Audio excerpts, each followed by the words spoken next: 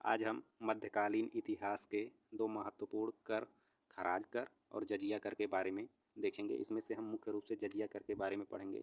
जजिया कर गैर मुसलमानों से लिया जाने वाला एक प्रकार का धार्मिक कर था। तो जजिया कर एक दृष्टि में गैर मुसलमानों अर्थात हिंदुओं से वसूल किए जाने वाला धार्मिक कर था। तो जजिया कर गैर मुसलमानों से वसूल किया जाने वाला धार्मिक कर था।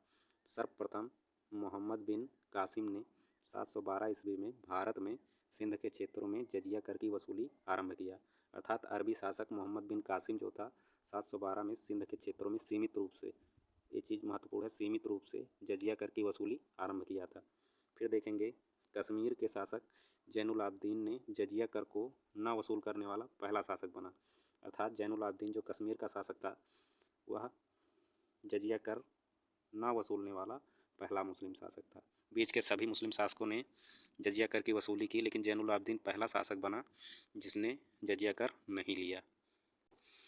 फिर देखेंगे अलाउद्दीन बहमन शाह उर्फ हसन गंगू जजिया कर की वसूली न करने वाला दक्षिण भारत का पहला मुस्लिम शासक था। अर्थात अलाउद्दीन बहमन शाह उर्फ हसन गंगू जो कि दक्षिण भारत का शासक था, वह दक्षिण भारत में जजिया कर न वसूलने वाला पहला शासक बना। अर्थात पूरे भारत में जजिया कर की वसूली न करने वाला पहला मुस्लिम शासक जैनुल आबदीन बना, लेकिन दक्षिण भारत में जजिया कर की वसूली न करने वाला पहला मुस्लिम शासक अलाउद्दीन बहमन शाह उर्फ हसन गंगू था। फिर आगे देखेंगे बादशाह अकबर ने 1564 में जजिया कर पर प्रतिबंध लगा दिया। तो बादशाह अकबर के बाद जहांगीर, शाहजहां, इन लोगों ने जजिया कर नहीं लिया। फिर देखेंगे 1679 में औरंगजेब ने पुनः जजिया कर की वसूली आरंभ कर दी। अर्थात बादशाह अकबर ने 1564 में इस पर प्रतिबंध लगाया। फिर उसके बाद के शासक जैसे जहांगीर हुए, शाहजहां, ये सब जजिया कर नहीं लिए। फिर 1679 में औरंगजेब ने जजिया कर की वसूली पुनः आरंभ कर दी। लेकिन औरंगजेब ने 1704 ईस्वी में दक्षिण भारत में जजिया कर पर प्रतिबंध लगा दिया। अर्थात दक्षिण भारत में कुछ विद्रोह होने लगे। दक्षिण भारत में प्रत्यक्ष रूप से शासन करना बहुत कठिन था, तो विद्रोहों को दबाने के लिए उसने दक्षिण भारत में जजिया कर पर प्रतिबंध लगा दिया।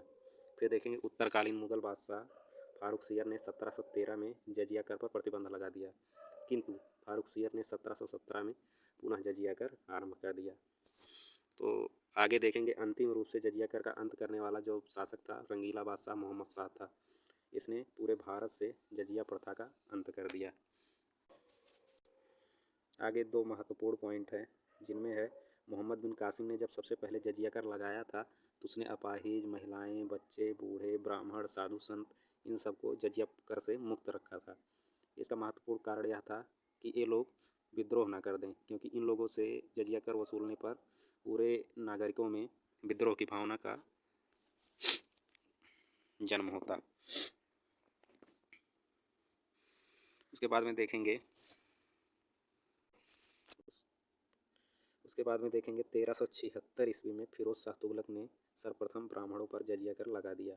अर्थात मोहम्मद बिन कासिम ने इन सब पे नहीं लगाया था, लेकिन उसके बाद में जो शासक बना फिरोज शाह तुगलक, उसने ब्राह्मणों पर भी जजिया कर लगा दिया। ये पूरा संक्षिप्त परिचय था जजिया कर के बारे में। वीडियो कैसा लगा कमेंट बॉक्स में ज़रूर बताएं। चैनल को सब्सक्राइब करें, वीडियो को लाइक करें। जय हिंद।